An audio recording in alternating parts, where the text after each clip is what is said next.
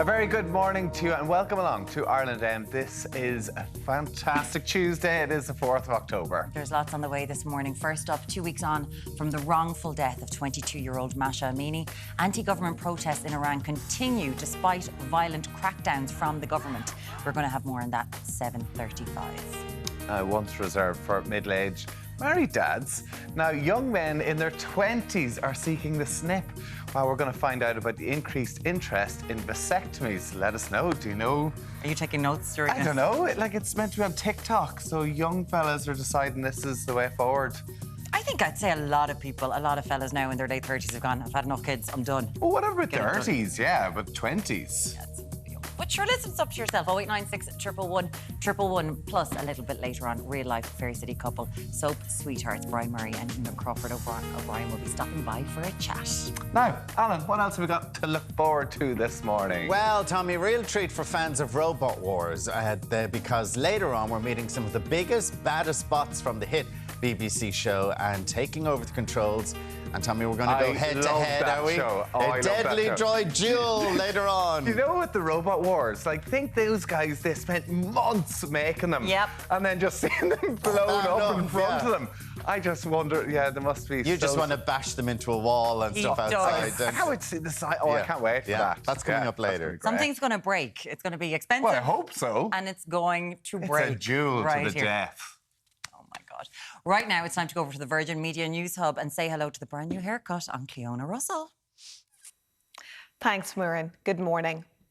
North Korea has fired a ballistic missile over Japan, forcing the country to issue evacuation notices and suspend trains. Japan has condemned the move, saying the missile launch would face a decisive response. So far, no damage has been reported. Russia has acknowledged that Ukrainian forces have broken through its defences in the south of the country. The president of Ukraine says its military have retaken settlements in several regions. It comes as Russia's upper house of parliament is expected to formalise the annexations of 4 Ukrainian regions today. Ukraine and the West have rejected the treaties, which they say have no legal force. Pascal Donoghue is in Luxembourg to meet with EU finance ministers, where issues such as the cost of living and the energy crisis are dominating discussions. Our economics correspondent Paul Colgan has more. European finance ministers will return here this morning for a second day of meetings, and the words of the Eurogroup from last night will be ringing in their ears. They say any so-called one-off measures to help vulnerable households deal with the energy crisis be temporary and targeted. So that means the Eurogroup and the ECB boss doesn't want to see them repeated next year, and it runs the risks, they say, of pushing inflation even further up. So the question is, for governments like Ireland, which announced over €4 billion worth in one-off measures last week, if the crisis persists into next winter, will they be forced to bring out a similar package and run the risk, as the ECB president says, of pushing inflation even further? Paul Colgan reporting there. Gardaí are continuing to question 4 people over an incident in Cherry Orchard in Dublin last month in which a Garda car was rammed. The 4 male juveniles were arrested yesterday morning following an operation by personnel from Ballyfermot, Clondalkin and Rathcoole Garda stations. Gardaí are continuing to appeal to anyone with information to contact them. US President Joe Biden has announced $60 million in funding for Puerto Rico in the wake of Hurricane Fiona.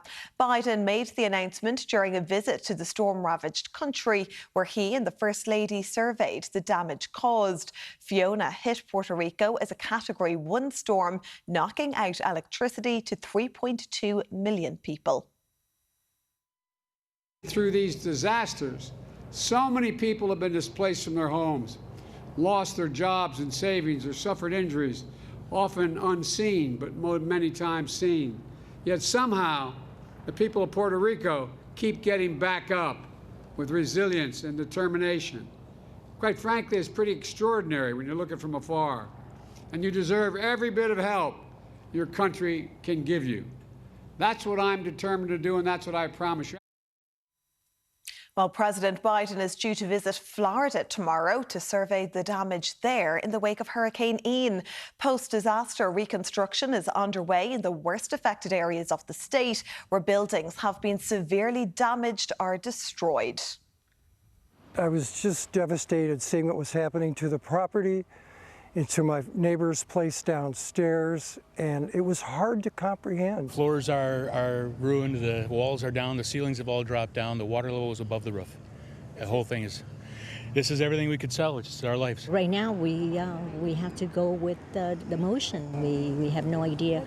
There's no power, no water. In other hurricanes, they did predict storm surges, and there may have been surges, but nothing ever came over the seawall. But this time, for whatever reason, it was devastating. And finally, for now, Kim Kardashian is set to pay $1.26 million to settle charges that she promoted a cryptocurrency on social media without disclosing that she was paid for the plug. The charges were brought by the US Securities and Exchange Commission. Under US law, people who promote crypto security need to reveal not only that they're getting paid, but how much. Kim Kardashian has received some $250,000 for the Instagram post. For car insurance, van insurance or home insurance, call the Quote Devil. Unless, of course, you've got money to burn. Thank you, Anne-Marie. A very good morning to you at home, or if you're indeed streaming online on the player. We're coming to you live here from Enniskerry down in County Wicklow. We're actually here at the Powerscourt Estate at the moment because we're down here to tie in with their Poetry in Gold initiative. It's a celebration of nature and storytelling, and we're going to be catching up with actor Patrick Bergin. That's all to come in and around 7:45 this morning, so do hang with us for that. Anyway, let's take an opening look at weather together now this Tuesday morning. I have to say it's a bit of a shaky start out there through parts of the north and into eastern areas. Plenty of heavy rain now coming down parts of Galway, Mayo, into North Kerry and Kildare. Not escaping either, so keep the rain gear at the ready if you are heading out and about now in those moderate southwesterly winds. Now, as we feed our way through the day, a bit of a rocky ride in store because we're going to see plenty of showers crisscross the island. Some of those may lean on the slightly heavier side, and you will see those winds pick up pace towards the back end of the afternoon into early evening, but still holding quite mild, in fact, for this time of year into the 4th of October. Top values of about 14 to 17 degrees. Finally then, tonight we're going to see a system once again feed up from the southwest, dragging with it more rain again on the heavy side through parts of the west, right up and down those Atlantic coastal counties. So another quite wet, another quite windy start as we edge our way into your Wednesday morning with overnight lows back to 11 to 14 degrees. So that's how we're shaping up here in County Wicklow at the moment. We'll catch again back live at 7:35. For first-time drivers, young drivers, returning drivers, if you've had an open claim or have had too many penalty points. The Quote Devil's always got one hell of a quote. It's time now to take a look at today's papers. We'll start with the Daily Mail. Its headline, Blueprint on Future of Housing to Worsen the Crisis, is their top story. A new report by the estate agent Savills has found that the government's development plan for the next 20 years is fundamentally flawed and will exacerbate the housing crisis. Homeowners paid €600 million to subsidise energy for big firms. That's the front page of the Irish Independent. Up until last week, a subsidy paid by householders to help big businesses with their energy costs was still being added to domestic bills, costing up to €480 per household over a 12-year period. The Examiner's front page, alarm over lack of sea cable defence. Maritime security experts say there is a pressing need to build naval capacity to protect underwater energy and communication pipelines and cables vital for Ireland's national security. The rest of the papers all cover the Regency murder trial. The Irish Times headline, Dowdall to be relocated to an English-speaking country. Former Sinn Féin councillor Jonathan Dowdall looks set to be given a new identity and enter the witness security programme as part of efforts to keep him safe after he agreed to provide evidence relating to the 2016 Regency hotel shooting. The Herald's front page, Hutch mob threats to Dowdall. Close associates of Jerry the Monk Hutch are suspected of using social media to intimidate Dowdall and his family. The Sun's front page, he will spend the rest of his days looking over his shoulder. The Star leads with hits a rat trap. And finally, the Mayor goes with Dowd man talking. On the way from one of the most significant murder trials in Irish criminal history to creases on the catwalk. It's a mixed bag. And if you want to hear it, it's coming up after the break. Light and shade.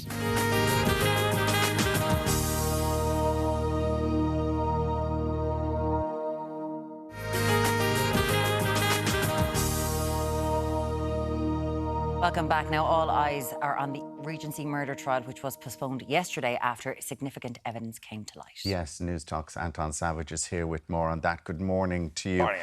I mean, riveting stuff when you're looking at it and what's going on. So just fill us in on what happened yesterday. Well, this is, of course, the trial of Jerry the Monk Hutch in relation to the killing of David Byrne in the Regency, which, if we cast our mind back, was not only one of the most stunning violent assaults in Irish history, but one of the best planned out. Because if you remember what happened, there was one set of people who went in, gunman and another gunman dressed as a woman. Mm-hmm. They opened fire and created chaos. Moments later, another van arrives out and a group of gunmen dressed as armed response unit Gardaí come on site. Everybody therefore relaxes and thinks the Gardaí are here, and suddenly David Byrne is murdered by one of them in what's described as an assassination-style killing. What we then had was a question as to whether or not Jonathan Dowdall was going to be prosecuted as part of that. He's now a witness against Jerry the Monk Hutch. It's in front of the Special Criminal Court, which of course means no jury to limit the chance of intimidation. And yesterday we discovered that there is new evidence being supplied, or that the prosecution wishes to address, and the defence has agreed to that. So we have been adjourned for at least a week. Meanwhile, Jonathan Dowdall is in our version of witness protection. There are reports that he may be being kept outside the country. And as you heard there on the news, people saying he will look over his shoulder for the rest of his life. Run, but you can't hide. This is such that they are putting up this on social media. But it's not just him, it's his entire family and his extended family that the Gardaí are now protecting. The history that we know, I mean, this has nothing to do with his guilt or innocence, but we do know that the Hutch and Dowdall families were intertwined for many years, lived close together, and know each other very well. So this would not be just perceived, I assume, as a gangland betrayal.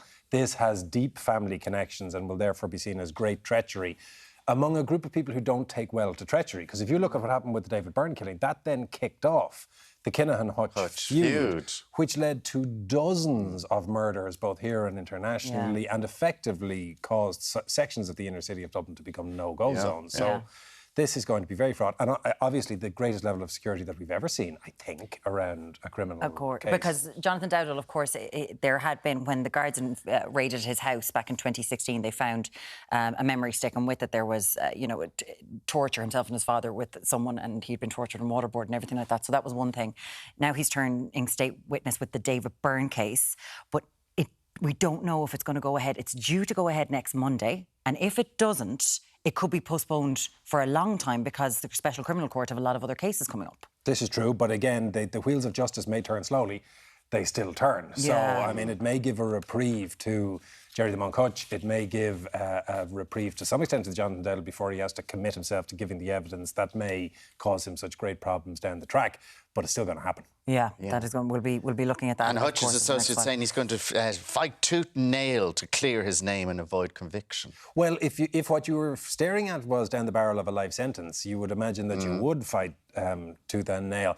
I think it's highly unlikely that the DPP won't have brought this case without a great sense of confidence behind it. But likewise, it's highly unlikely that he will go in to fight it without believing that he has a chance of proving his innocence.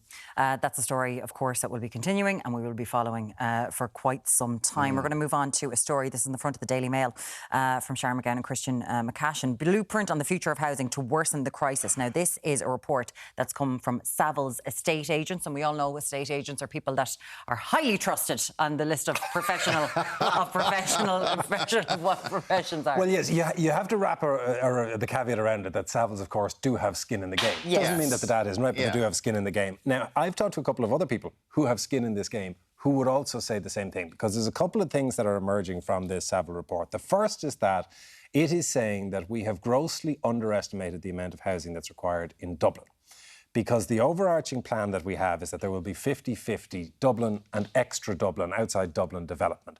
What Savills is saying is, where are you getting this, lads? The fact that somebody put that in a report and in a plan doesn't mean that that's how housing development will go. And the likelihood is, if we look at prior performance, most housing will be in Dublin. Yes. So if we're planning for 50-50 and we get 60-40, we're actually missing the necessary targets by a much greater amount. But this is the National Policy Framework Plan that was published in 2019, pre-COVID. Correct. Could it be right now, because of COVID, that more people have moved out of Dublin, that people will be looking at regional centres? Well, it's a possibility, and if I'm the government, what I'm going to say is, but hang on, that is we are going to catalyse just such a movement. We're going to try to move people out of Dublin because we don't want Ireland to turn into a city-state centred around Dublin. But at the minute, is there any evidence that that's working? No. Now, the second thing that then happens is, if you're a local authority and Alan, the developer, says, I want to build a big set of developments just outside the town, I refer back to the overarching framework plan. And I say, well, I'm sorry, Alan, we're required to develop town centres before we develop the suburbs of our town. Therefore, you'll have to wait. And you say, but I have an entire development ready to go. And we say, tough luck. Now, that's currently happening all the way around the country. There have been a number of developers who have taken local authorities to court because what they are saying is, and people will know this in the local area, there are estates built with roads going to them, with all the electricity coming to the plug that you plug all the buildings into. And not a house being built. Not a house being built because local authorities say we can't let you. But there is an argument about what's happened in America with these massive sprawling suburbs with absolutely no amenities. The place shut down at 6 o'clock, whereas we should be looking towards Europe where there's multifunction, where there's actual vibrancy, where there's life, where there's shops, where there's schools, rather than us, because we all know that we have sprawling estates all over the country and there's no developments there and that it's bad for society. I can't remember, was it Mike Tyson or Muhammad Ali that said everybody has a plan until you get hit in the face? The same is true with our framework. It's great to have a wonderful aspirational plan, but if you have people who are living in their cars, they'll say, we'll deal with the sequelae later. So yes, you are right. Should we throw the baby out with the bathwater and say, let's build willy-nilly? Should we build on floodplains? Should we go back to the kind of buildings that let us with pyrite and mica and all the rest of it? No, we do need standards and we do need a plan. However, we also need houses. And what Savills are saying is, maybe we're erring too much on the Conservative. Let's get some of this flowing. And just sites being dezoned, like Meath and Kildare, the most sites being dezoned. Correct. This is land where you were already allowed to go ahead and build, and then they've just said no. Stop. Yeah. And you're talking tens of thousands of houses. Now, again, the local authorities or the government may say there is good reason for this, but the developers are going bananas because they're literally saying, of course the developers are going bananas. They in. don't care once it's done, and if it's bad mica, they're getting money either way from the taxpayer, by the way. This was launched by Owen Murphy. Remember him? What did he do? We're just wondering what you make of this, because there's other reports. First-time buyers would need the cost to fall by 50% for them to afford a mortgage. That's a report from yesterday. And the myhome.ie report says that housing market is starting to normalise. Do you think that's through 0896 089 6 Just give your own number, they can text you. That's it. That's the one. Don't do that again. Now, come here. Do you iron your tea towels? Do you iron your clothes, Anton? No. Would you iron your shoelaces? Well, like our recent King Charles likes his shoelaces ironed. Sweet mother of divine. I mean, and his pyjamas. But he's one of the people. We're modernising the monarchy. He likes his pyjamas and his shoelaces ironed. I think a pyjamas ironed, I wouldn't do it, but I'd say it'd be lovely. Fantastic. Yeah, or crispy iron. Can we say why we're talking about this? This is because yes, we can. This is because Paris Fashion Week, there is an emerging trend of unironed clothes, Anton. Thank God for that, Murray. Do tell us more, Anton Savage. Yeah, a load of people, insert names of models here, showed up at a fashion show, insert name here, wearing clothes that looked rumpled. This suggests that the trend for crisply ironed clothing has gone out the window. Paris Fashion Week, creased clothing is in. Mary-Kate and Ashley Olsen's line, The Row, everybody, remember them? The Olsen twins. Is that just a sheet? That's that's dress. haute couture, What are you talking about? Philistine. We've got Prada, Julia Fox. We'll see her. She went out with Kanye West for a while. Fox. I love a bit of Julia Fox. She's amazing. Do you like a bit of Julia Fox? Oh, I'm all over Julia Fox. So the creased clothing is in, and it has raised a question. Well, now she's more wearing tinfoil than creased clothing, to be fair. Come on. But that's just over the top, like Paris Fashion Week do it. It's over the top. Okay, but then let's bring it down to us normals. Does anyone iron their clothes? I know I don't at 5 o'clock in the morning.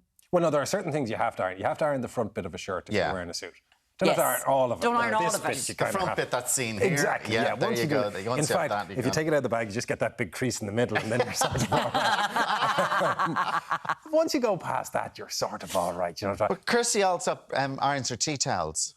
Prince Charles does his shoelaces. Not only that, keep in mind, Prince Charles would have done his newspaper. It used to be the normal that you would have your newspaper ironed before it would be presented to them. In fact, there is a gentleman's club in England where the spec for the bathroom was that the stalls had to be sufficiently wide that a man could read a broadsheet newspaper while about his business. Isn't that the... So, you can iron your newspaper, you can iron your shoelaces, but apparently Is that what you we're don't calling have the gents' toilets in Ireland That's why you're AM now? about The your business. gentleman club, because you can do that. Come on, you know, life is... Let's talk about the ironing. Let's go with it. My People dad used iron to their lo- bed sheets. Yeah, my mother Yeah. loves that. My dad used to love ironing his underwear. Do you know what I mean? Oh, It's wait, like 96 underwear. 111. I'd say Yeah. crisply ironed underwear are lovely. Do you know what I mean? Do you ever iron a thing? No, not at all. And No. now that the suit is gone, it's like, well, that's the shirts out the window too. Come on, the mad things that you are, let us know. Let's just go for it. love it. 0896111. Anton Savage, thank you for you, bringing as us that always. hard-hitting report. We're going to be talking about lots more coming up on Ireland Day. We'll see in a few minutes.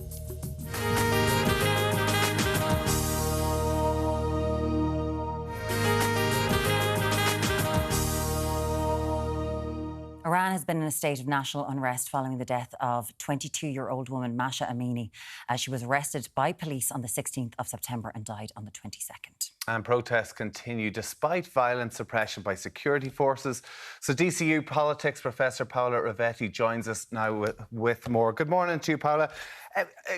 First of all, so it's claimed that Mahsa was killed by morality police because she was detained, but how she wore her hijab. Can you explain to me, what are the morality police? Good morning, and thanks for having me. So the morality police is a special patrols that were established some 15 years ago, whose goal and task is to basically control public space and decency. So they do target women for how they wear hijab, for instance, or how, for their attire. But they also target, men, for instance, when it comes to haircut. So it really depends on what in that specific moment, and this really depends on the sitting government. So what the sitting government in that specific moment sees as decent or indecent. So it is also important to mention that the sitting government has the power to give more resources to the morality police. So what we have seen since the new government of Ibrahim Raisi has been sitting, for the last year and a half, has been an increase in the power and resources devoted to the morality police, with few incidents over the summer involving other women being arrested and being, tortured, allegedly tortured and beaten up for their attire. And Paola, what's the reason? It's since the 1979 revolution, obviously Iran has become much more hardline and a military state. But what's the reason with this current government that they have decided to go even harder in relation to their morality laws? This is a great question. There are a number of factors. The first one is that society, in spite of morality police, in spite of authoritarianism, in spite of restrictions, has been, let's say, globalizing. So what we see today in Tehran, but not only in Tehran, actually all over the country, is a much more liberal attitude by the people towards, for instance, how, they should wear hijab and how, what colors, for instance, are appropriate and what colors are not appropriate. So we have had, and this is of course a long-term process, so we have had in the past decades a sort of liberalization of costumes on the one side. On the other side, what we had, another very important factor, is international and regional politics. So we know, looking at, the Islamic Republic and its international and diplomatic relations, what we know is that isolation has been pushing the regime and the different sitting governments towards a securitization of the public sphere. What does it mean? It means that conflicts in the region, difficult diplomatic relations with other countries in the region, but also globally, And international economic sanctions have made Iran and the Islamic Republic a much more hardline regime, a much more hardline country. So on the one side, internally and domestically, we have a population that is liberalizing, but on the other side, we had the conjunction of different factors, international politics in the first place, that actually has pushed the Islamic Republic towards a very opposite and contrary direction than its own population. We're seeing footage of some of the riots that are going on over in Iran and across the world, but they're getting increasingly violent. And I gather social media has been shut down. I mean, do we have an idea of what is going on there at the moment? Yes and no. Of course, we do depend on social media, and we do depend on very precarious contacts with people who are today in Iran. But what we can say is that protests are continuing, which is in itself quite, quite an happening, an event, in the sense that in spite of severe and extreme violence by the police, law enforcement forces, and generally speaking, the regime, people are still out and continue to protest. Over the weekend, we have had a new wave of protests, this time led by university students and students' organization, which has been also, some of them have also been badly repressed. We know that the police forces have seized the campus of the Sharif University in Tehran, a sort of Iranian MIT, with between 30 and 40 people, students and staff, being arrested. We also know that some, that the police was also shooting live on people. So what we know is that there is this wave that is continuing. The big question is where it's heading, which is a which is a very important question to ask right now. Also because we're entering the third week of protests, and therefore it's a question. One of the questions that Iranians themselves are asking is how long can we continue? Is this sustainable? But it looks like it is. Paola, we've seen, I saw someone getting shot last night on social media with videos that were coming out from the universities. We know that people are dying over this. Many have been arrested. When you're talking about a liberalising population, and we're including men and women, men are out there with women protesting at these morality police. You've got 90-year-olds in charge here. 90-year-old men who are from a very different age who are controlling this government. The Ayatollah said that he said yesterday that Masha's death left us heartbroken, which seems just words. Women are cutting their hair in protest. Is anything going to change in Iran? Will we see people power work here? Yeah, so there is definitely a generational problem, if we want to put it that way, in Iran. Iran is a, one decade ago was one of the youngest population in the region. It's not anymore. So because of economic difficulty, because of raising education among women, what we have is a decrease of fertility rates. So we have a still quite young population, but a political class that is representing much older generations. So we do have that problem. I think that we do see people's power in action these days. I also think that these waves and cycle of protests is part of a much longer trajectory and history of regular mobilizations in Iran, which have been so far repressed. But, the big question is whether by mobilizing cycle of mobilization after cycle of mobilization, the people will accumulate enough learning and enough, let's say, activist and militant knowledge to actually being able, in the future to pose a real challenge to the stability of the Islamic Republic. Yeah, no, it's certainly the scenes that we're seeing absolutely frightening. Paola Rivetti, Associate Professor in Politics and International Relations in DCU, thank you so much for talking to us this morning. Thank you for having me. Thank you, Paola. And it is frightening things that we're seeing there, and it's coming out. Just be our voice is one of the things that's being said by Iranians for people outside the country to spread the word about what's going on. Plenty more Ireland still to come. We're going to see you after this short break.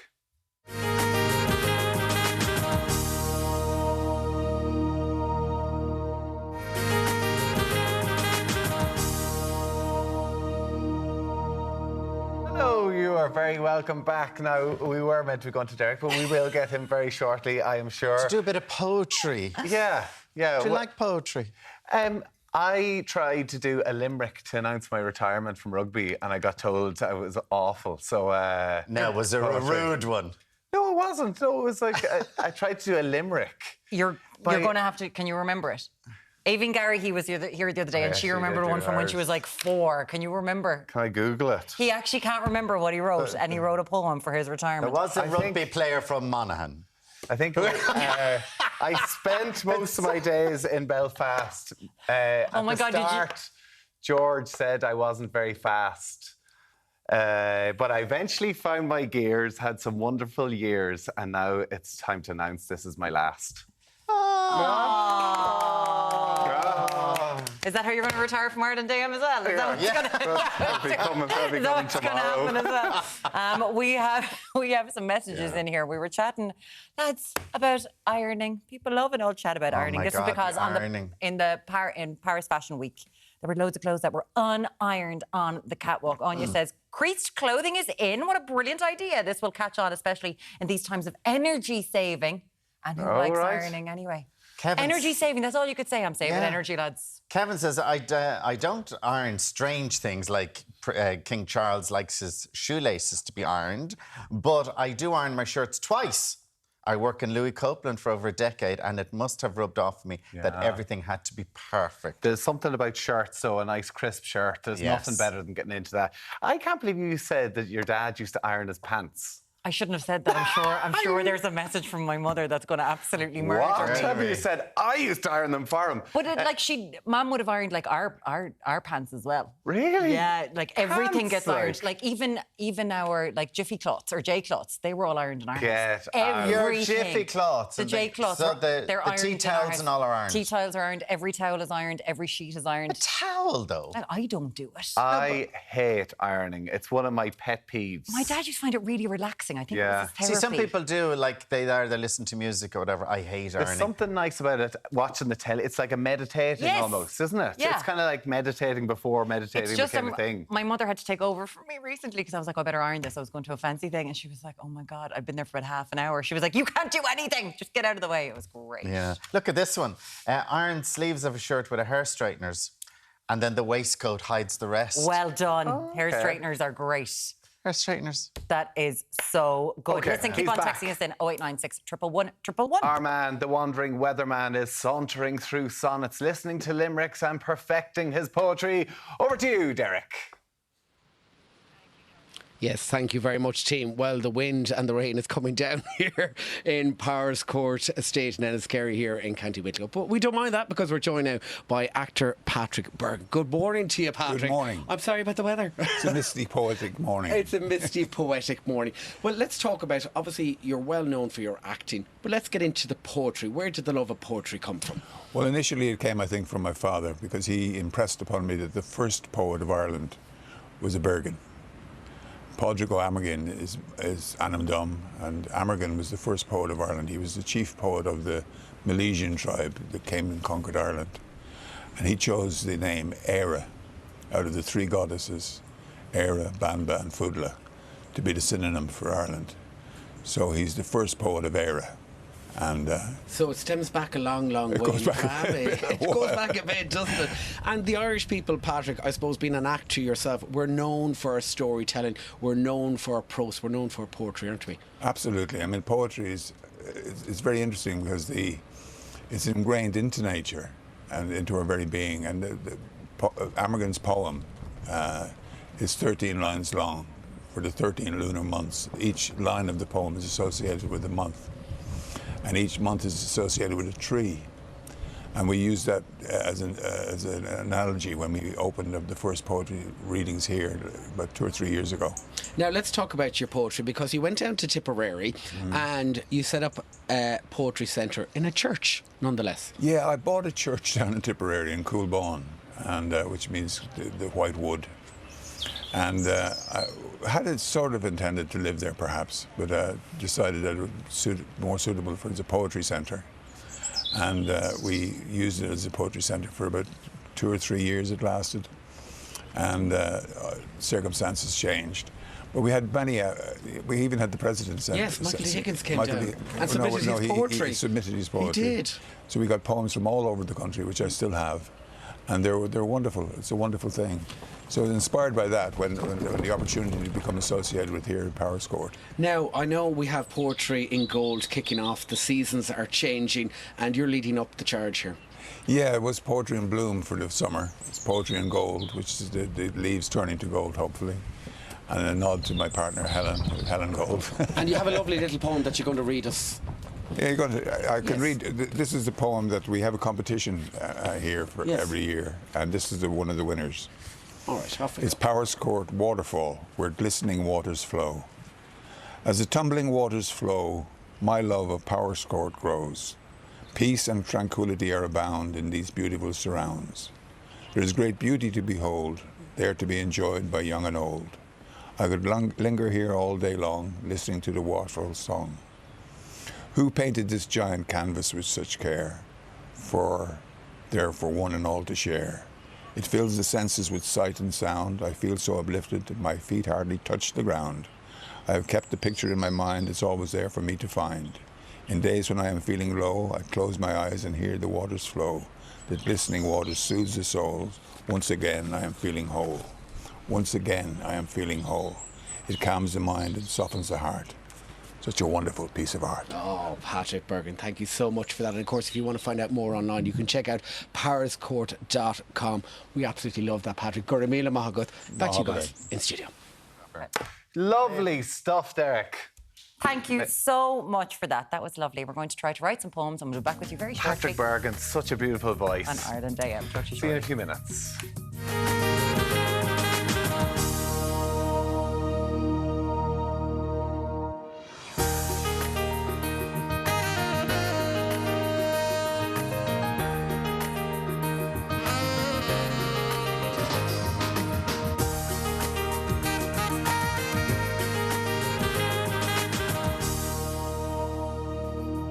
Welcome back to Tuesday Show. On the way, getting your tubes tied, soap stars and battling bots.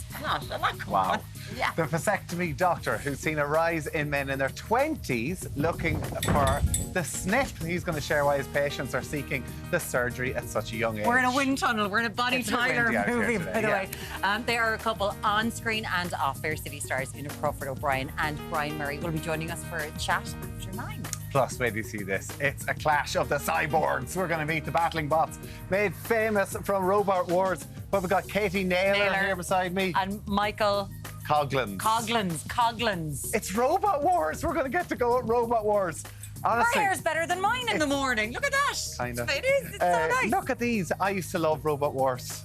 We're going to be flipping things in just a little while. Alan, what are you doing inside? Any robots for us? Which one do you want? Now, I'll have to go and have a better look, Tommy. No, yeah. Come on. Now, Niall Savonga is making a really popular dish in the kitchen this morning. You're doing chowder for us. We're doing chowder, yeah. It's a real super simple, light chowder. It takes about 5-10 minutes to make. And yeah, using corn and smoked haddock and some clam. So clam chowder, like it's very American. Yeah, a lot more American style. So it's not the kind of typical, kind of very thick chowder. It's more a lighty broth chowder. Okay. It's time now to take a look at today's papers. We'll start with the Daily Mail. A blueprint on future of housing to worsen the crisis is their top story.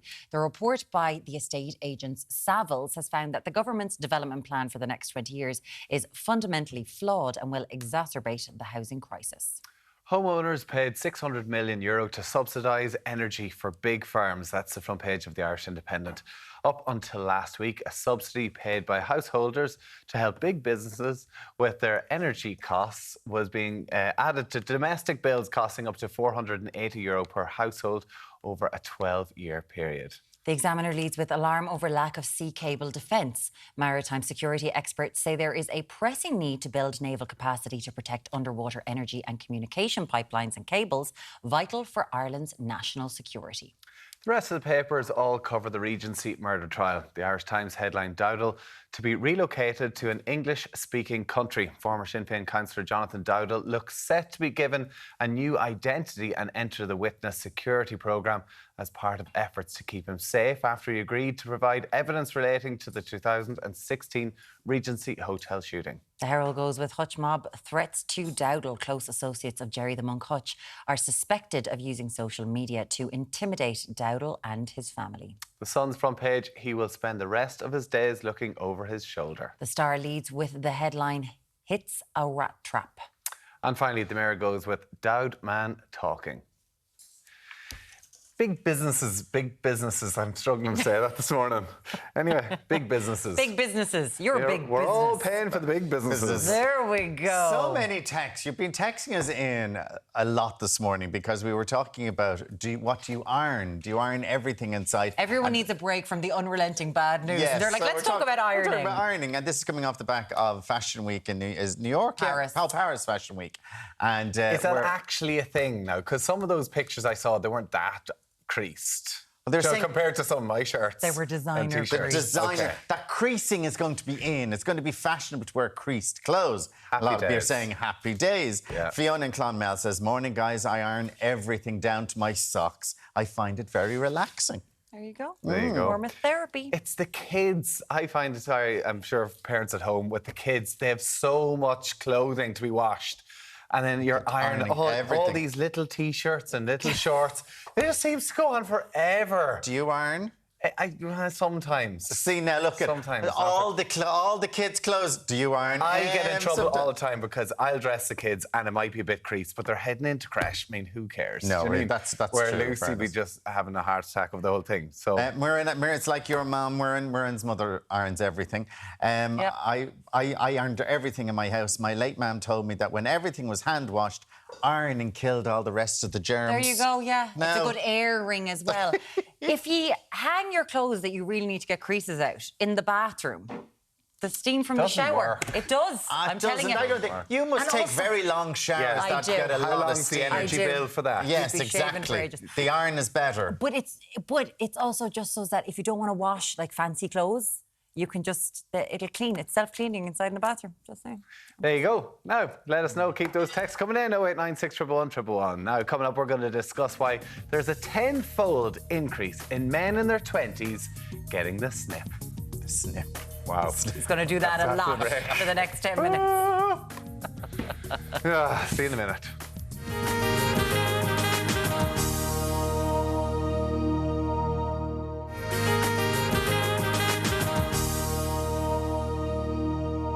Now, there is a new TikTok trend, of course there is, that sees young men filming themselves getting vasectomies and sharing their reasons for getting the surgery. We all saw Kourtney Kardashian give birth to her baby, and now men have gone weak. We did, if you watched it.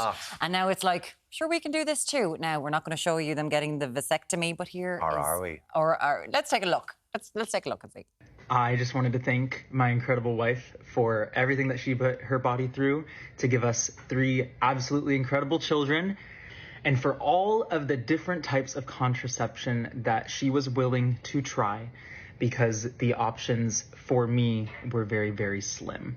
And here I am doing the bare minimum, and I'm not even going to say you're welcome to her, because to me it was just an expectation. It's not really anyone's business, but I don't really want kids, to be honest. And if I do, then there's always that chance that I can get it reversed. And if not, then I can always just adopt a kid. Walking in, I got local anesthesia. I was awake the whole time through the procedure, which was really weird, but it only lasted like 10 to 15 minutes, so it wasn't that bad. Following the overturning of Roe v. Wade, I'm way more confident in this decision than ever. And I think that as men, it's time that we start to support women and support our weight of birth control.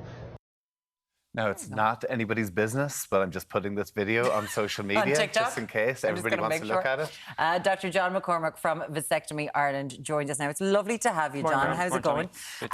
So let's talk about what you're seeing in Ireland, because obviously we're seeing this in America. They talked about Roe v. Wade.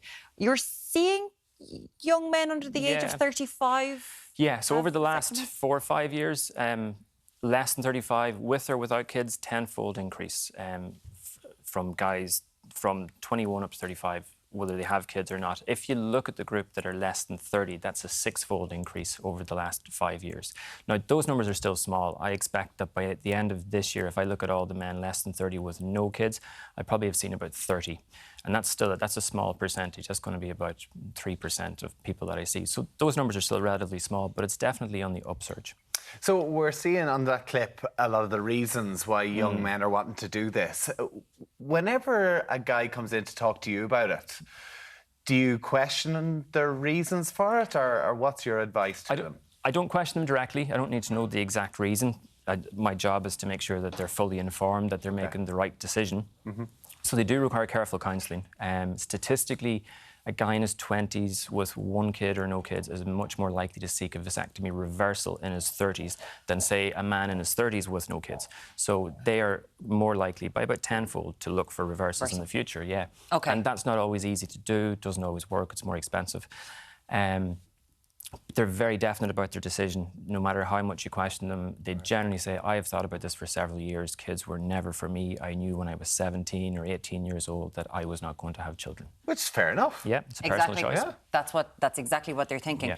We're going to talk about reversal in a second because it is possible to reverse this. But the vasectomy itself, I've got mates, they've had their kids and they went, I'm off to the doctor right now. Yeah. And they were delighted with life when they got it done.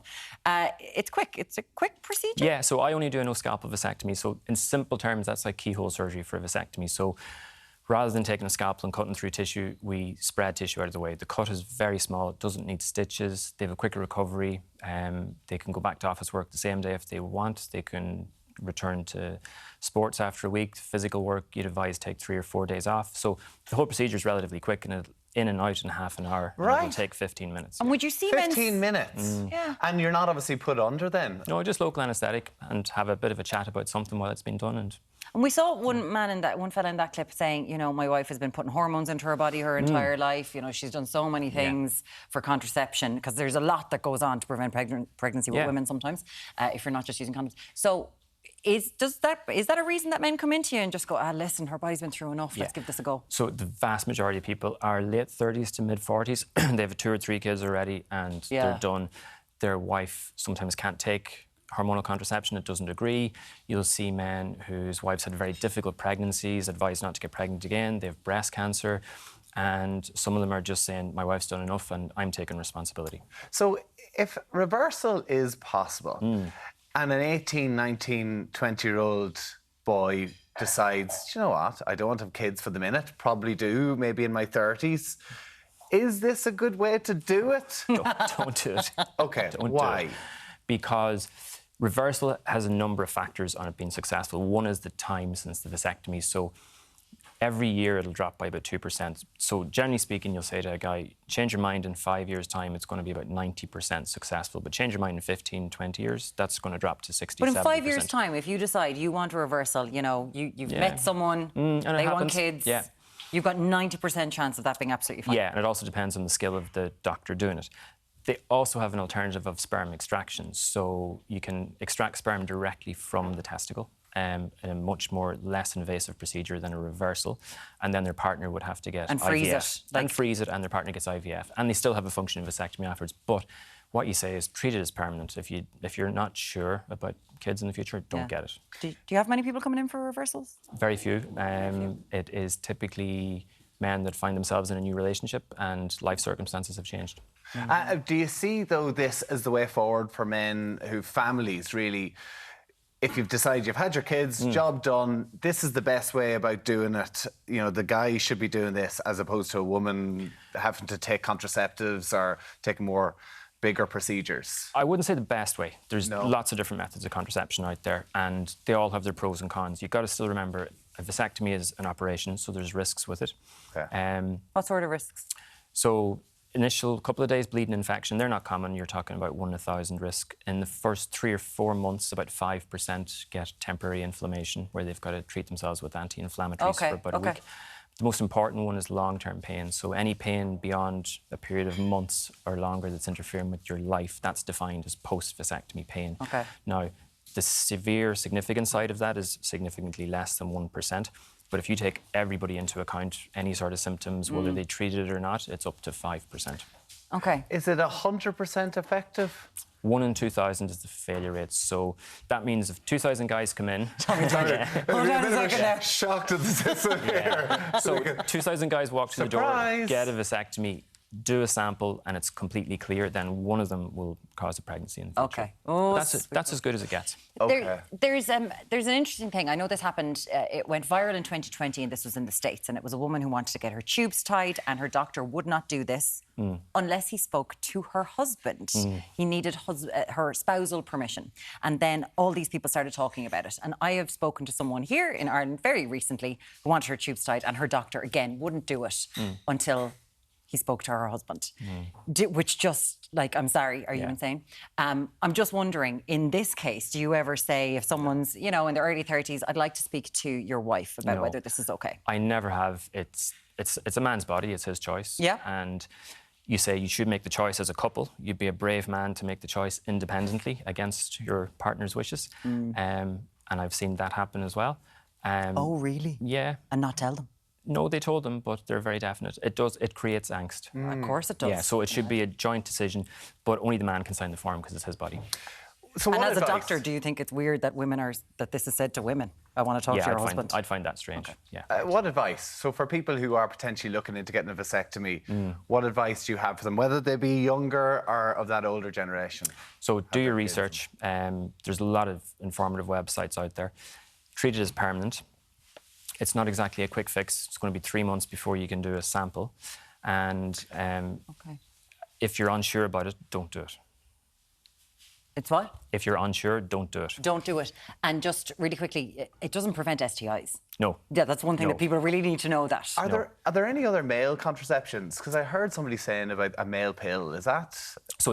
It's in clinical trials. It's consistently in clinical trials, and it seems to be several years away from market each time it gets discussed. So it's a difficult one. It's kind of like the holy grail. There are a few other substances that are in trials as well, and they can be injected into the vas deferens, which is the tube that carries up sperm. Again, they're in clinical trials and at least several years away from market. Would you trust a guy? I had to look at you when it said injected into the vas deferens. I was like, you okay there? Would you trust a guy if he said he's taking the pill? I'd trust my partner, yeah.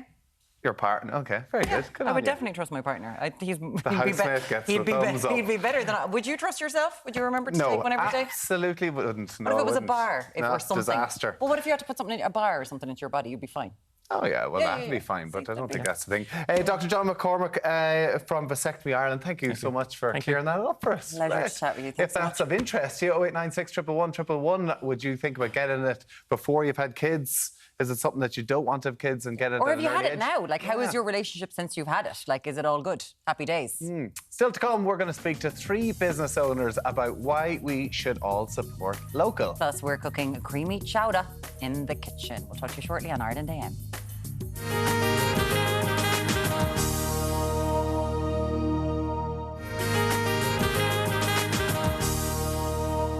Now, we're always encouraged to buy local, and today we're meeting some businesses who get great support from the community. I'm joined now by Helena Boland from Neptune Financial. Good morning to you. Good morning. Tell us about Neptune Financial then. Well, we've been trading since April 2018, myself and my business partner, Colin O'Flaherty, and our company slogan is giving your financial health the attention it deserves, because we are strong believers that financial health is a pillar of your health.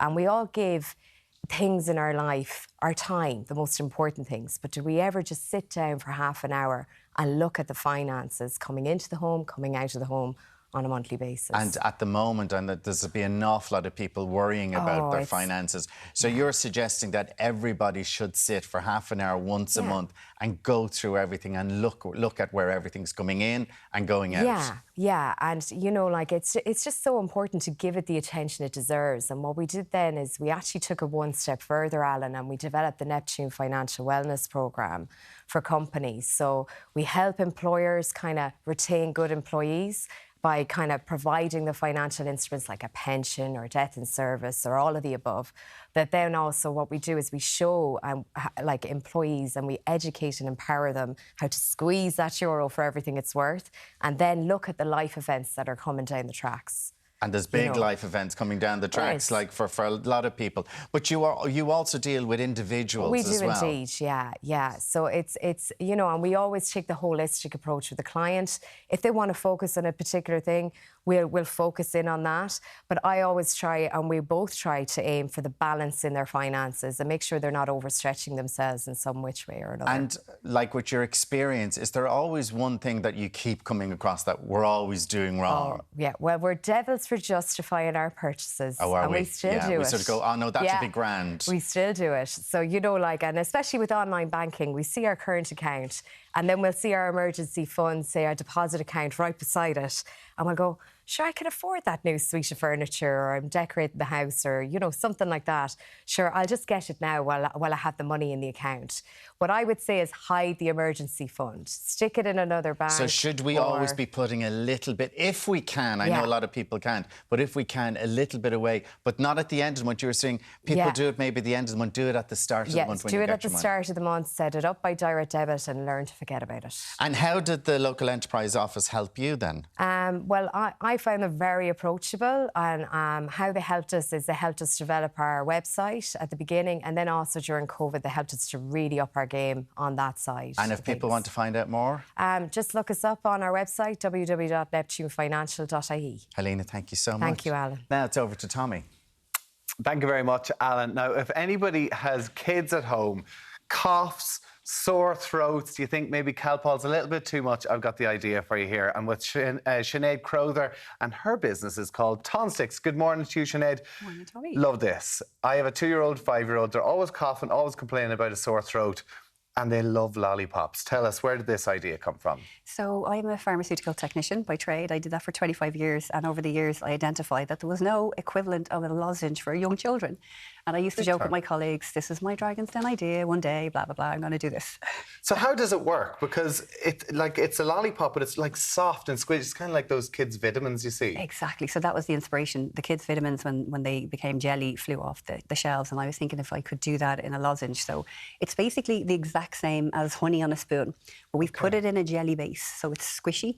And it's the formulation was designed to melt at body temperature, so melts in their mouth. And then coats the throat, just like an adult lozenge does for us.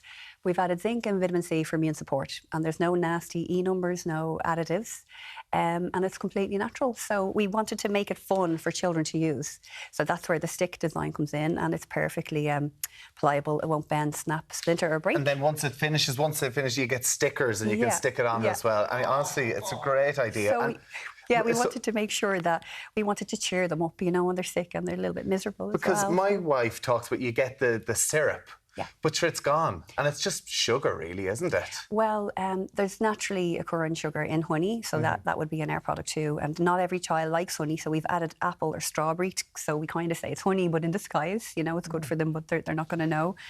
And then the lollipop, kind of, they like using that. They're familiar with that. And these are manufactured in Ireland and you can get them in chemists all over the country. Yeah, so we set up, my co-founder and I set up our manufacturing facility in Dundalk because no one could make these for us. They're so unique. Okay. And we've 9 employees now with the help of the local Leos. They supported us with consultants and various grants.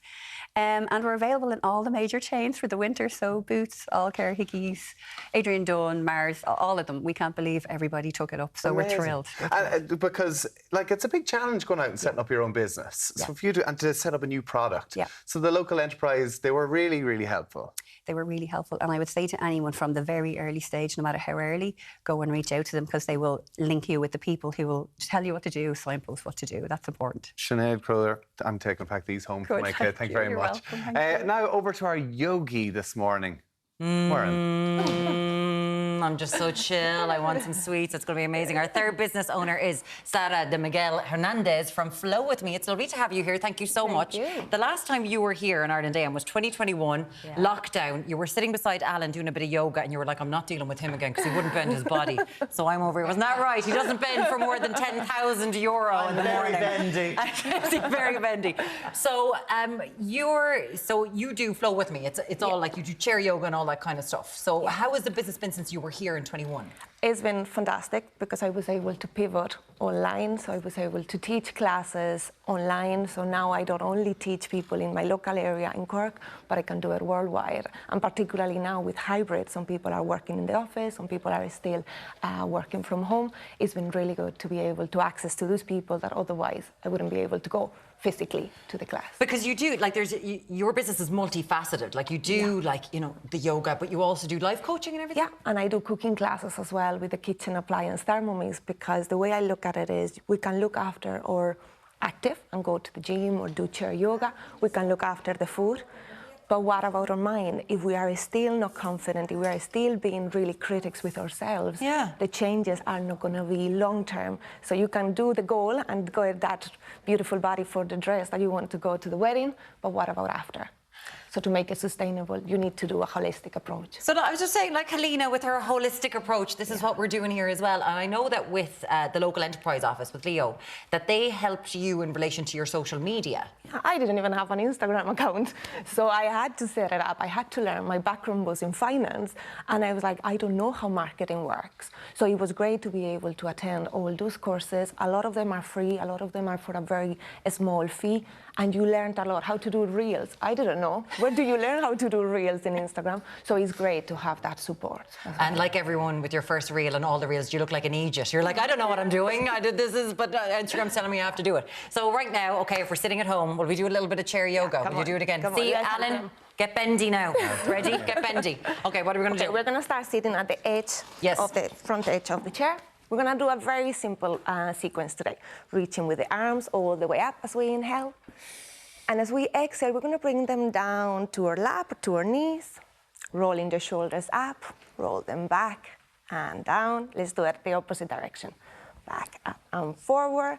Raising the arms, some of you might want to hold on to your wrist or maybe interlace the fingers. We're going to stretch forward. And as we exhale, bring it back. We'll open a little bit, maybe, if you want a little bit more. Stretch back. And we end that with a hug. We all love ourselves a big hug. And notice the stretch at the back there. Oh. A nice one. And it's a really simple, really easy sequence. I don't want to let go. You know, when you can't get the hug in the morning, you're like, someone give me a little bit of a hug. So that is Flow With Me, and people can find out more with you. Yeah. You're online. Yes. Social media presence that you got it from Instagram and Facebook now. That's so good. Thank you so much, Sarah. It's lovely having you all here. Sinead, do not let him eat all of the lollipops. Is that okay? Because he's actually barreling through those right now. Thank you to everyone for coming in this morning. It's all about balance on AM. And up next, we've got creamy seafood chowder. After the break, we'll talk to you very shortly.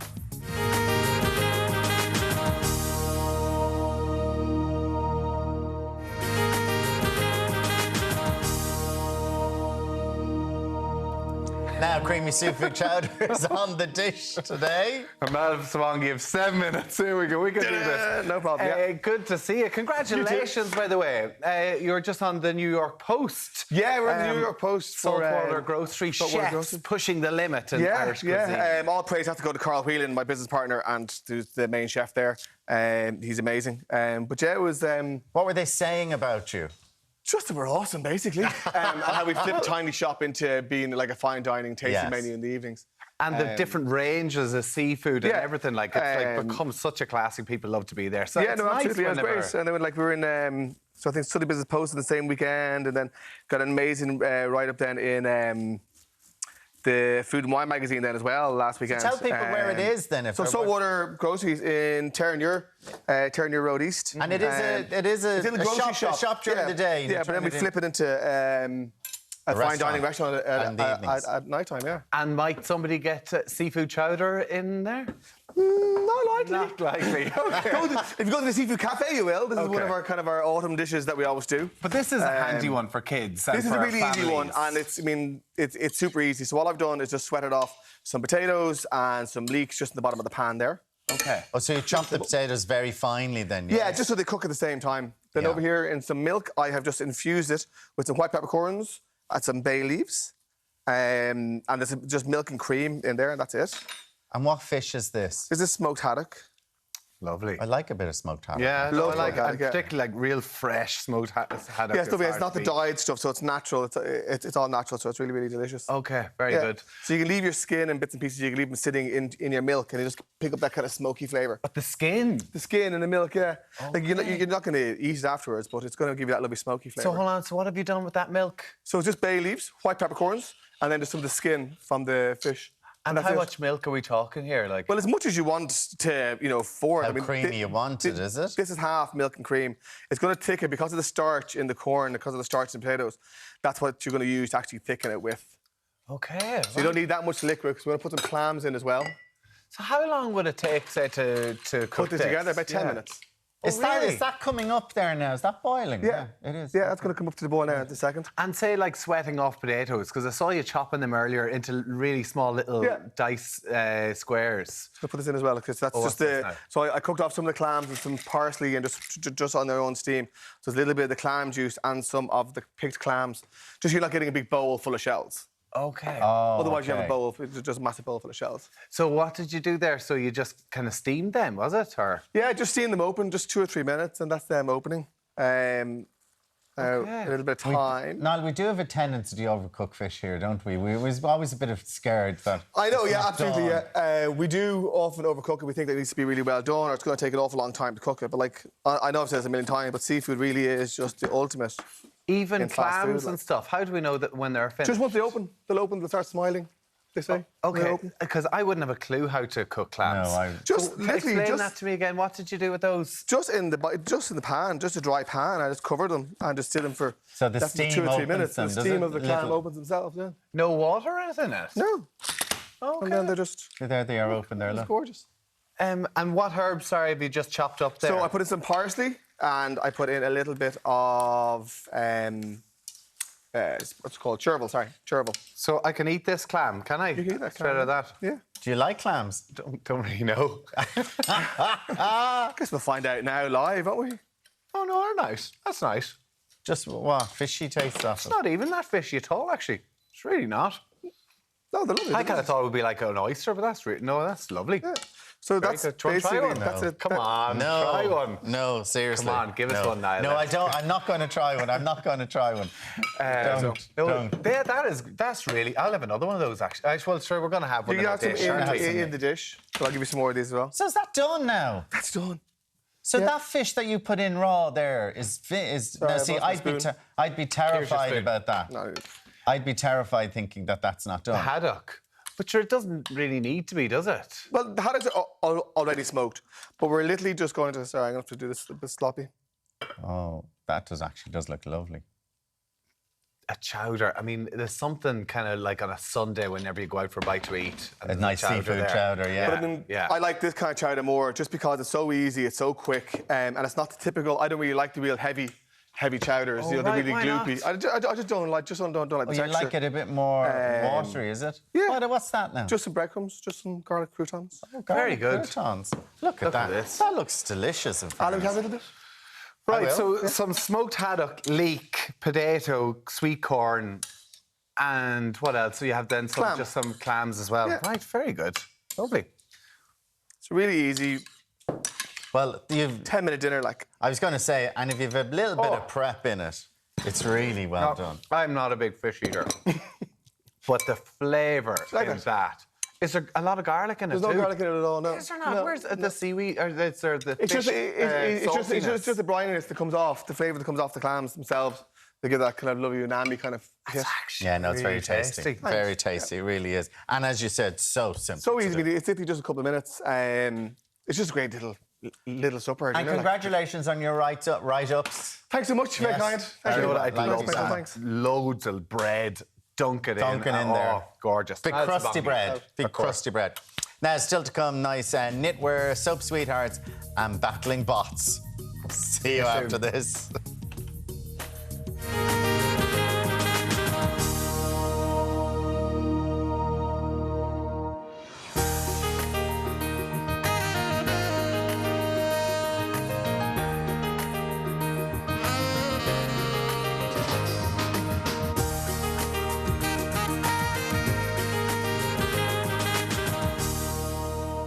Now, Derek was mentioning there the poetry festival that's going to be happening, you know, and Patrick Bergin is the ambassador for it. What a wonderful voice he has. So we've been scratching away all morning, getting our inner John Keats out. There once was a television breakfast show. Don't interrupt the flow. There once was a television breakfast show. The finest good mornings it would bestow. It never had any misgivings until someone said, 10 siblings. Can we have a close-up of Mr. Tommy Bowe? Hey! What do you think? No? No one cares about that one? Well done. Now, for people who don't know what the 10 siblings reference is, will we go there? No, let's not. If you don't, where have you been? Oh, here we go. Let's do mine. I'm glad that you chose that clip to tackle, because I know it brings out that gorgeous cackle. There we go. But despite my mistake, while it was a headache, at least it got people tuned into the channel. Well done. Well done. Well done. I don't think we're going to be winning any awards at the Poetry Awards, are we? No, we're definitely If not Patrick Bergin read that, though, imagine how amazing it would have been. It would sound a little... Sound very nice, yeah. Alan's just sitting there going, can we... Well, Alan's got one. Oh, no, I didn't get one. Why didn't I get one? I don't know. The producer has to go to bed. We're here pretending that we wrote them There is a show called ourselves. Ireland AM, whose every morning it's bedlam. But with a smile and a cheer, we'll get you from here to here. And then the lights will come on tomorrow morning. I nearly got there. You did. You nearly got there. Well done, Alan Hughes. Anybody who's good at poetry, maybe send in one for Alan, will you, please? Earlier on, we were talking about vasectomies in Ireland, that they're on the increase amongst people who were men who were childless and in their 20s. Snip. So Mickey in Longford, did you say that on purpose? Is your name really Mickey? I got the snip 23 years ago. The doctors... I got the snip 23... I think this person slipped it under the wire. I got the snip 23 years ago. The doctor's assistant was away, so my wife assisted him. I think she wanted to make sure it was done right. How was his wife allowed to assist the doctor in getting the snip? Is that real? Maybe she's a nurse. I got a vasectomy a few months ago. My wife and I have had our kids. She has gone through enough. Getting the vasectomy, I felt the first incision, and the surgeon said, I think you need more anaesthetic. Oh no, was sore for a few weeks after. Gave my sample 3 months later, sperm still there. I'm now waiting to give another sample. The funny thing is, I'm sort of proud of the lads.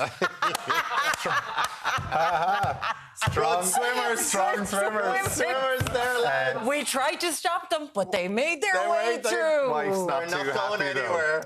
Love that. We didn't get any name. There wasn't Mickey on that one. There's no Mickey name on that one. No, there isn't.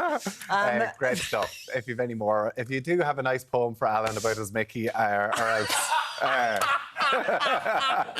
or vasectomy, send it in. After break, we're going to chat to the soap sweethearts, Bryan Murray and Una Crawford O'Brien.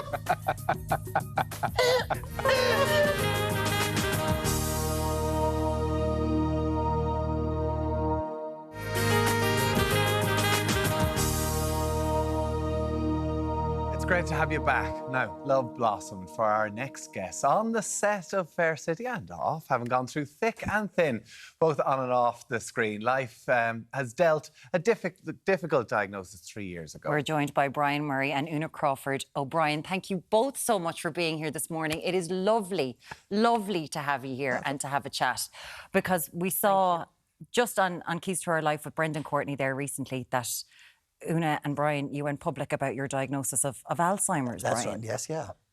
Why did you decide to do that? Well, because there's no point in kind of putting things under the carpet, really. Yeah. Particularly something like this. There are other people out there you can be guaranteed have it as well. And if somebody steps into the platform and says, I have it, actually, it makes it okay. It means, well, do you know what I mean? It passes it on. Yeah. It doesn't mean that it's me, I've got this awful thing. you know, but a lot of us have. Yeah. And there's no sign of a cure for it yet, but they're working on it. Una Crawford O'Brien has been absolutely a rock all the way through it, quite frankly. And she's her support for me and my memory and all the rest of it. It just happened. It happened, you know, in a kind of a rush, really, about 2 or 3 years ago. I was able to always as a younger actor, take 4 sheets of script and have it read them, and in 10 minutes I know all the lines. Yeah. And then it just slowly started to kind of ebb away, like the tide was going out. And then it just got to the stage where I wasn't able to remember a paragraph, let alone a page. So it became, I see something wrong here. Did you see something wrong, or did you kind of just put it down to just old age, I suppose, getting a bit older? You thought that was it, and then that's it as well. That's that is what happened. Absolutely, that is what happened. Yeah. Well, I've obviously got older, and now I have an older disease. Yeah. You know. But Una, did you think that it was something more than just? Yes. Yeah, what? I knew much earlier before Bryan did that there was a problem. We were doing the play Halcyon Days, and where the character he was playing actually had Alzheimer's in it, or dementia in it, so it was kind That's how I got it, you see. And I just realised the play's the thing wherein we get the concepts of the kids. So he just couldn't learn the lines, and I ended up almost learning both our lines because it was the only way I could support him, and I knew this was very not Bryan. So I made the suggestion to him after thinking about it for a few months, because it's not a subject that you approach easily. You don't say to someone, I think you've got dementia. So it's not a long-lasting relationship. You know? So I was very careful, and we were on a beach, and there was nobody else on it, and I thought this is the time to say it. And he took it really well, and he said he would go, and he went, and we went to St. James's, and finally he was diagnosed with Alzheimer's. When the decision to say to the person that you love, because you're noticing things like Bryan that you wouldn't have noticed, during that time when you were trying to learn lines, you must have been getting frustrated. Very frustrated. Were you? Because it was, as I said earlier, I had no problem learning lines. It was kind of a quick scaz at one page. Wait a minute. Yeah. You're off. We're in it. And very frustrated with me if I pulled him up on something. Like, he would get quite annoyed with me. And so when we actually got the diagnosis, it made it a little bit easier. And then coming out and saying it did take Bryan quite a while to take it on board. But when he did then, there's still times when you think it's just age, really. But it's more than age.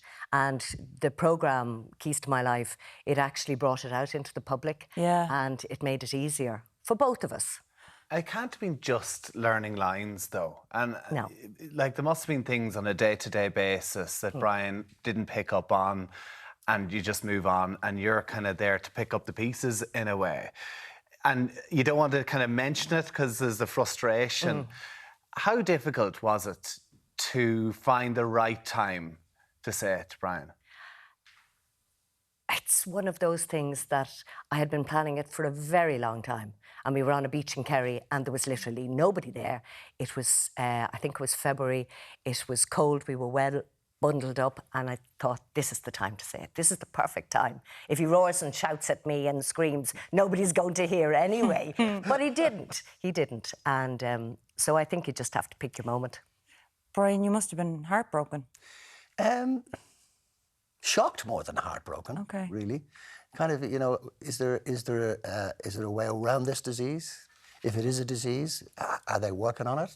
So you went on to Mr. Google, which is what I did, and you found out that it's kind of widespread, and there are people working at this, still working to find a cure. Because for you, I think we could go back to your days when you started acting 50 years ago, and you'd remember everything. It's your short-term memory that's affected. Absolutely, yeah. It's my long-term memory has no problem. Yeah. Short-term, forget it. But even that, you were just talking a minute ago about your dog Bob, that Una got you for your 70th birthday. Yeah. So that's 3 years. You remember everything about Bob, getting the dog. Absolutely. Yeah. Bob is his pal. Bob is his right. Bob is his pal. And Bob was bought because, like, you kind of thought this would be good. Yes. Good for him. I knew when his birthday was coming up, he had been diagnosed at that stage. Yeah. So I thought this is something that would be very good. And it has been. For him. You hear of people with dementia and these sort of illnesses that to process them is quite difficult. And you kind of, as you said, you Googled it and you thought, well, maybe I don't have that. And do that. Has it been difficult for you, Una, as well, to get Bryan to process this and to learn that this is what we're going to have to deal with? Yes. Now, St James has put us in contact with this lady called Adele Carey, who runs... she's the most wonderful woman. It's Féileacán Bán, which is white butterfly, and she has guided us through steps of what to do, how to cope. What's coming down the line, perhaps. And she can be quite brutal.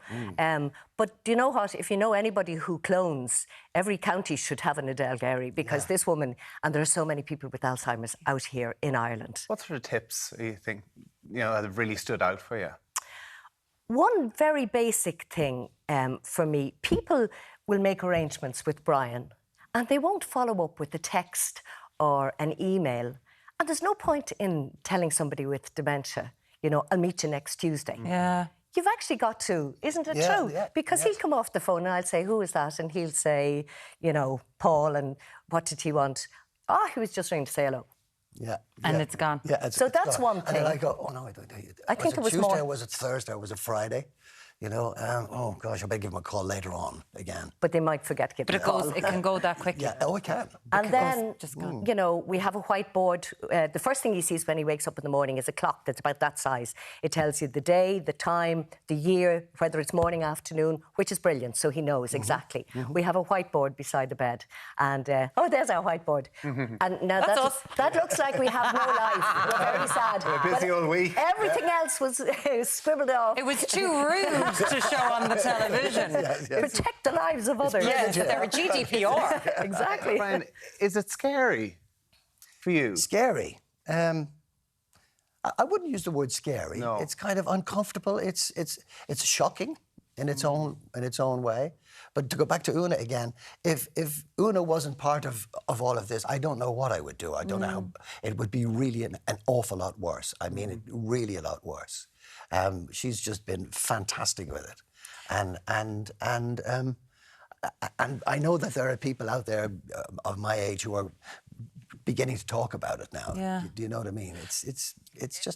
But they're looking for a cure, and they're determined to get it. So fingers crossed. Because it's just so young. 69 is no age at all, and 70 to be Well, getting it can affect any age. This is the awful thing. That's the thing. It's happening earlier to people. But Una, both of your lives are very different now. Yes. But you're the one who has to be in control. You have to be the memory for the both of you. Yes, that's exactly it. I do. And things like names of places and people, I'm appalling. I always was appalling. Yeah. And he's going, what's her name? I'm going, I don't know. So but it's true. I'm the memory for both of us. Can it be different in a morning? Like any day?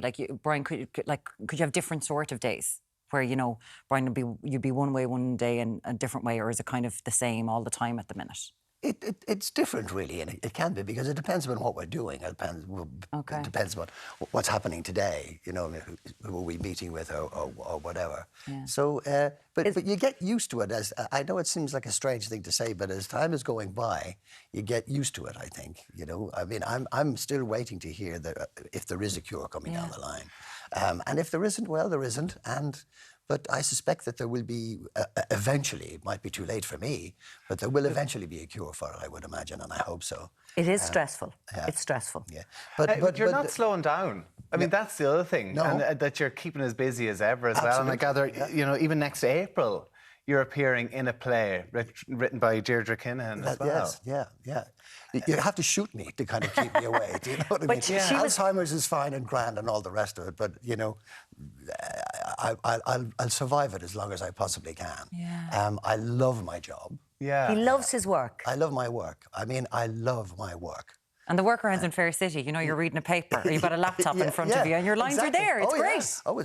But the great thing is that the executive producer, Bridget Corsi, when she heard about it, we had a conversation, and she said, "Well, listen, we want you in the program, and anything that we can do to support you, we will do it." Fantastic. So when you hear that, you go, "Oh God, that's a window has opened." But everybody is brilliant. The crew, everybody have the crew. The other cast members, staging, everybody is supportive. Yeah. They really are the most supportive group you could imagine. But it's you find it stressful. Yes, I do. There are times I lie awake worrying, first of all, that I'll get it, because my mother and my grandmother had dementia, and you go, what's going to happen if I get it as well? I'll take care of you then. You won't remember I have it. I've remembered already. Is the Alzheimer's Society, has it opened, now that you've kind of got it in the open, do you find a lot of people reaching out or getting to talk to a lot of people in similar situations? Yes. Yeah. People will approach us, and which is really nice as well. And we have been in touch with the Alzheimer's Society, who have been great as well. Yeah. But sorry. No, Bryan. It's one shot. Well, I don't think that you should kind of hide away from it, all right? Or deny it. I think that it's a disease of this generation. That's what we were told as well at one stage. That's actually not correct. It can happen to anyone. But so it's becoming more and more. We're seeing it, even at a younger age. But it started off with this generation as the first younger people to get all this. That's what the information was that I remember being given. Don't be falling out in telly now. We're all. You can discuss this after. Could you see it on my face? I was disagreeing with them. Bryan Murray and Una Crawford O'Brien, thank you so much. It's an absolute pleasure to have you both in with us now. Thanks so much. Thank you for having us. Beautiful programme, watching you do that. Thank you so much for letting us in.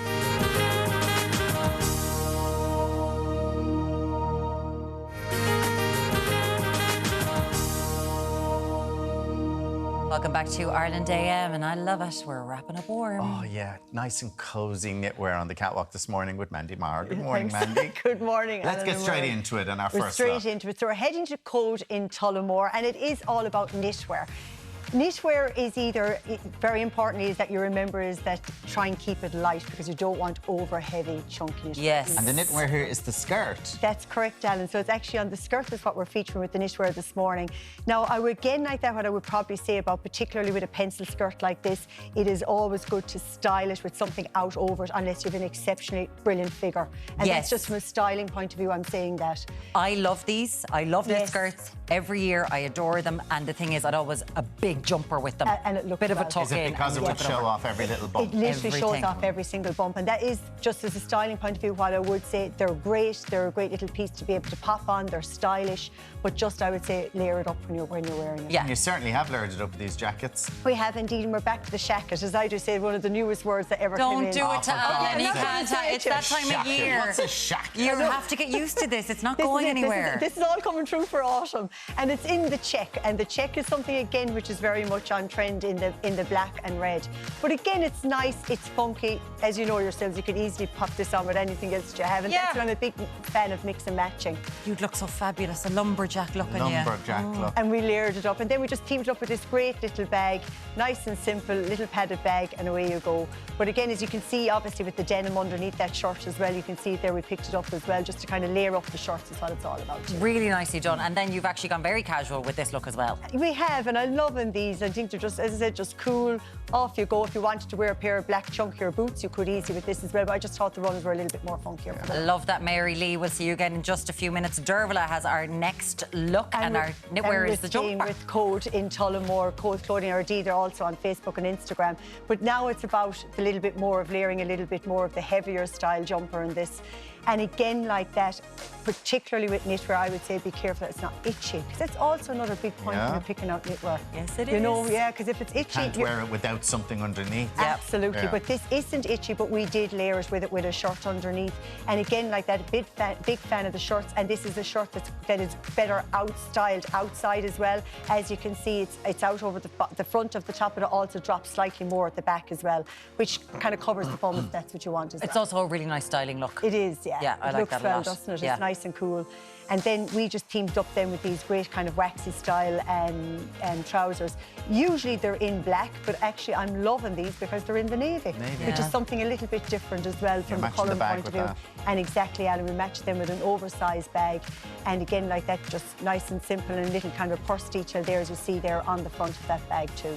And then you've got a very we're out for walking. We're out walking, we Great sure boots, are, aren't but they? aren't they just fabulous?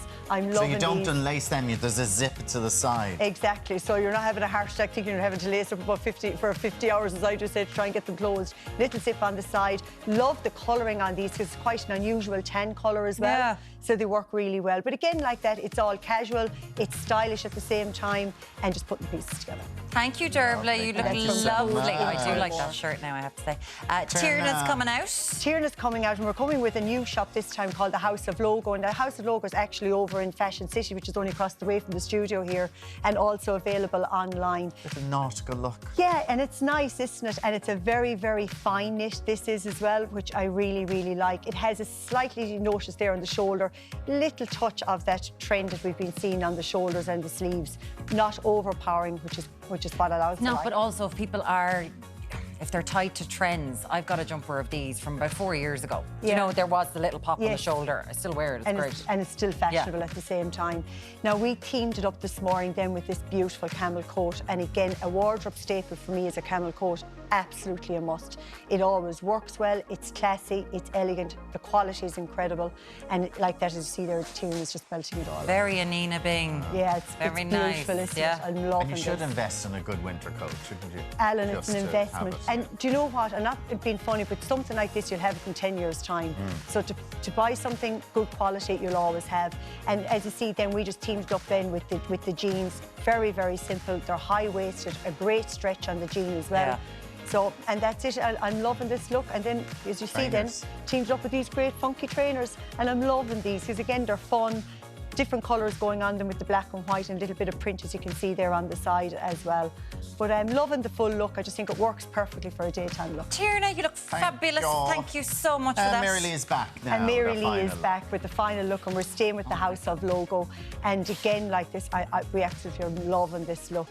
Chunkier knit, and we're, as we saw, we're styling with them in and out. This is the way the jumpers should be worn coming through. It's the real big collar. You know that sometimes people can be like, I'm going to get caught because it's not a full polo neck, but it is. It's noticeable. But I like it. It's nice, isn't it? I'm loving it too, and I'm loving the two-tone on the And why do you say it should colours. be worn by shoving a little bit of it in the jeans? This is just the real style look, Alan. It's just kind of, if you're just hanging it down, it just kind of looks as if it's hanging, and it's called, and it's just... Can you take it out of your French tuck there for a second?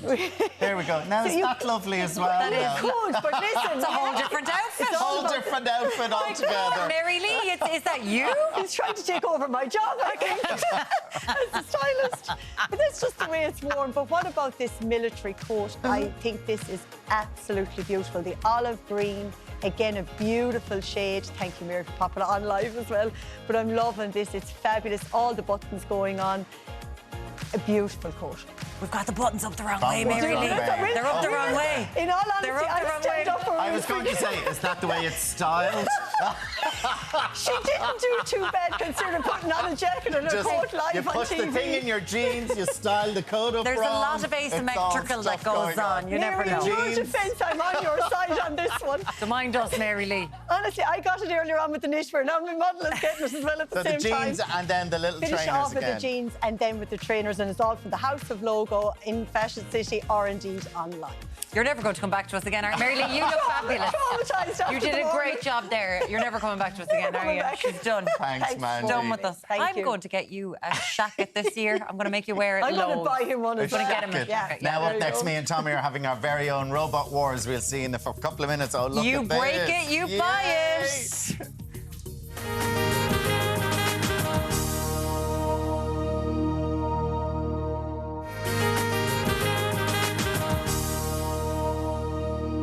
Let's get ready, let's get ready, let's get ready to rumble. Yes, we are getting ready for our Robo fight to the death. Yes, Tommy. Peter Redmond is here now. You're a roboticist. No, roboticist. Roboticist. Yes. What is a roboticist? Someone who makes robots and does research in robotics. Okay. Oh my God! And when did you get into this? Oh, I got into this in 1997. Is when I started building the first robot. I built an early version of Deitor, which was on BBC. So I mean, we remember the Robot Wars, yes. Yeah. Look at this. So this was in BBC Robot Wars. Yeah, that came second in the world in China there a couple of years ago. Second in the world? Yeah. Why? What's so special about it? This one has a really big flipper. It's got a full pressure flipper, which means that it's so powerful that it could flip over a car. Flip over a car? Yeah. And like, so does it just flip? Does it have any other kind of bits and pieces? Oh, we're seeing clips of it earlier on. Yeah. I mean, That it's was pretty when much unbeatable because it's up against the yellow one here, which is not small, and it's flipping it what for it's miles. doing to that. They're 110 kilos. Okay. And so when you see it on TV like this, you just can't appreciate the size of it. They look like toys, and but once you feel the power and the floor shaking and stuff. Is there much of a following for this sort of stuff in Ireland? I mean, is there a lot of people who are into this as kind of hobbies? We have a good few people who make the featherweight. So this is a smaller version. This is 13 kilos. This is called Mini Tour. And it's much more accessible and easier to make these ones because they're the little ones there, okay, yeah. So what's it like when you spend all that time making it and then they're destroyed? Yeah, it's fun. I mean, that's the whole. It is a lot of fun, but it can be soul destroying for someone who spent 6 months building something like that and then they're sweeping it into a bag at the end of a fight. You know. And how long would that take? 6 months, you reckon? Yeah, at least. Yeah. Really? Yeah, 6 months. Because there's the Robot Wars there, and you have a version of this Robo Riots. Robo Riots coming to the basketball arena this weekend. That's right. In Tala. Where you get to experience all of this and the crashing and banging up close and personal. What was the adrenaline like taking part in this? Yeah, the crack must be amazing. It is incredible. You come out shaking, and it's amazing. And how did you? So you took part in this as well? Yeah. How did you get on in the Robot Wars? I think we took 5 trophies home over the run of the entire event. And did it get like big following? Because obviously it was on the BBC, but it became big here in Ireland as well. Yeah, we have a lot of fans. We have a lot of people who come to see our show every year to see. So we haven't had a show since 2019 because of COVID. Yeah. And do people actually make these in Ireland? Are there people in their garages around the country? Oh, sorry. Exactly. Are there people I hit the wrong button. Around the country making these type of things? Yeah, these are all homemade by people in their garages and tinkerers and it's just like children and fathers and daughters in their garages just making these things. It's quite like violent, it's a great little project. Can we have a fight? Come on. Yeah. Can we just do it? wants to have a fight. Come on, Okay, so I'm be this careful. fella. So these are dangerous. So stand back, Tommy. Tommy, stand back. So this is Stephen. Michael Coggins. Have you got a name on yours? Is there a name on yours? Oh! Your one is called Katie Naylor. Katie Naylor. Yeah. Okay. Fair fight. Off you go.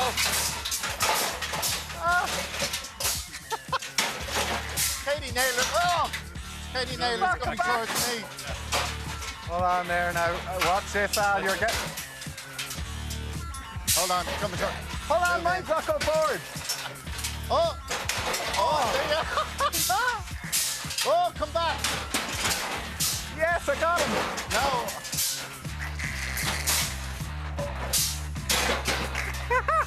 Come over. Yes! I won. Oh! There we go, Michael. Michael Coggins is the winner. I can't believe this. So, Katie Naylor, unfortunately. Are you allowed to do that? No. Look at the damage. That's a knockout. That's a knockout. Yeah. God. Right, watch out, Alan. I'm going to blow up. I'm going to move it back here.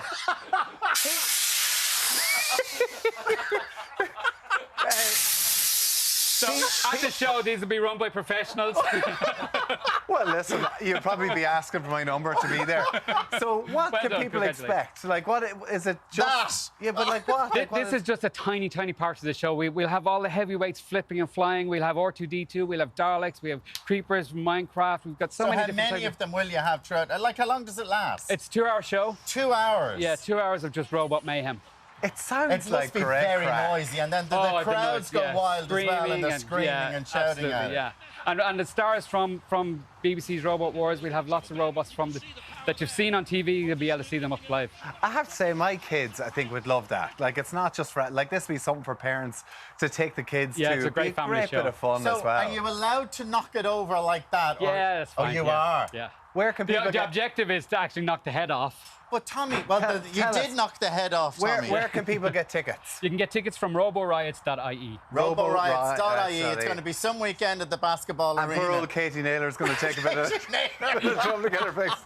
Thank you so much. Thanks for coming in. Well done, Tommy. Look at you. He's chuffed. Right, Warren, the champ. He genuinely wasn't meant to do that. Like, he's got to pay for that. Coming up on the show tomorrow, Ghost Hunter, Yvette Fielding, Cork comedian Andrew Ryan, Winter Wedding Style and Mini Muffins join us on Ireland AM live from 7. We'll talk to you tomorrow, and thanks for tuning in. Bye.